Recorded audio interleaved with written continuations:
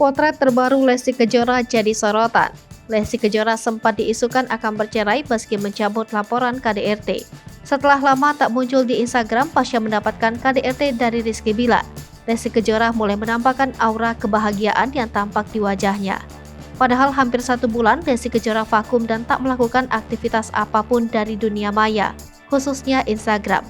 Kali ini, Lesti Kejora mengunggah momen kebersamaannya dengan beberapa sahabatnya yang bernama Mamayu. Tampak beberapa artis muda berkumpul dalam geng yang bernama Mamayu itu. Di antaranya adalah Aurel Hermansyah, Dinda Hau, Yasmin Wildblood, hingga Syifa Hajo, dan beberapa artis lainnya.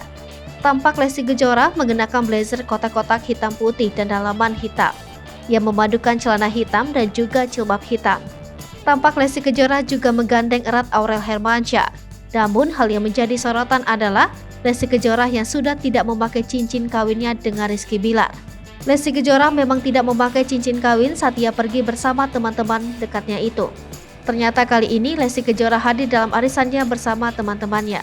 Dari banyaknya komentar warganet, rata-rata memuji kedatangan Lesti Kejora di Instagram.